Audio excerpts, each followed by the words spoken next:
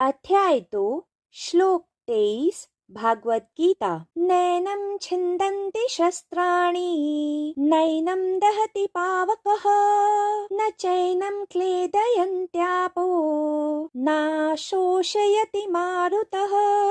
अनुवाद। किसी भी शस्त्र द्वारा आत्मा को काटा नहीं जा सकता है, न ही अग्नि आत्मा को जला सकती है, न ही जल द्वारा इसे गीला किया जा सकता है और न ही वायु इसे सुखा सकती है। व्याख्या।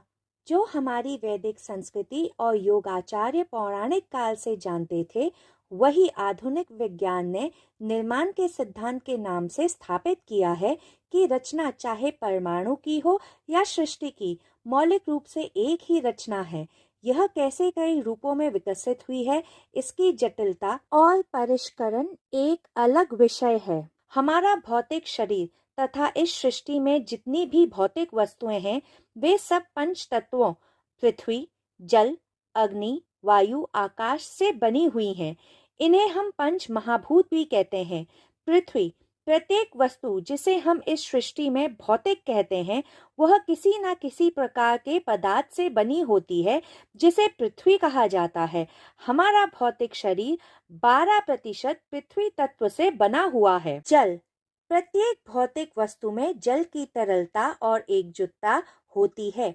हमारा भौतिक शरीर 72% जल तत्व से बना है। चिकित्सा विज्ञान ने भी इस तथ्य को प्रमाणित किया है। वायु, प्रत्येक भौतिक वस्तु में गति को हम वायु तत्व कहते हैं। हमारे भौतिक शरीर में 6% वायु तत्व उपस्थित है। अग्नि, सृष्टि में प्रत्येक भौतिक वस्तु का कुछ न कुछ तापमान होता है, जो अग्नि तत्व को प्रदर्शित करता है। हमारे भौतिक शरीर में 4% अग्नि तत्व उपस्थित है। आकाश, जब हम आकाश के बारे में सोचते हैं तो हम इसे शून्य समझने की भूल कर बैठते हैं। शून्य काल या अनिस्तित्व है। यह शिवा है जो नहीं है, परंतु आकाश वह है जो है। आकाश भौतिक अभिव्यक्ति का एक सूक्ष्म आयाम है। आकाश तत्व में पृथ्वी, वायु, अग्नि, जल को एक साथ मिलाकर सृष्टि का निर्माण हुआ है।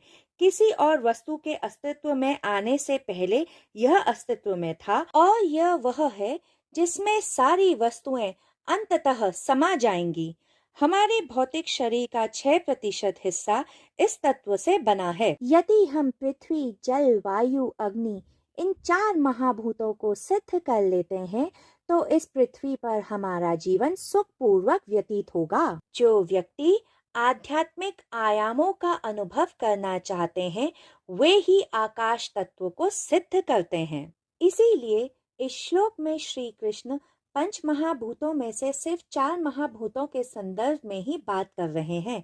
हमारा भौतिक शरीर शस्त्र द्वारा काटा भी जा सकता है, अग्नि द्वारा जलाया भी जा सकता है, जल द्वारा गीला भी किया जा सकता है और वायु द्वारा सुखाया भी जा सकता है। तो यह स्पष्ट है कि इस श्लोक में श्री कृष्ण जिसके बारे में बात कर रहे हैं, वह हमारा भौतिक शरीर नहीं है, परंतु उसमें वास करने वाली हमारी जीव आत्मा है। जीव आत्मा पंच तत्वों से बनी कोई भौतिक वस्तु नहीं है, जो इन 4 महाभूतों द्वारा प्रभावित या नष्ट हो जाए। वह एक ऊर्जा है। वह हम कौन है, इसका अभौतिक आयाम है।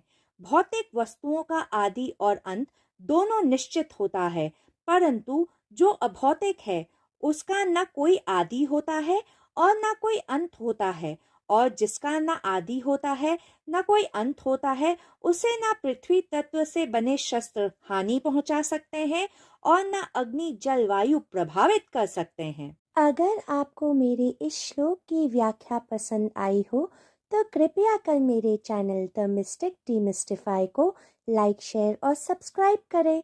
जय श्री कृष्ण।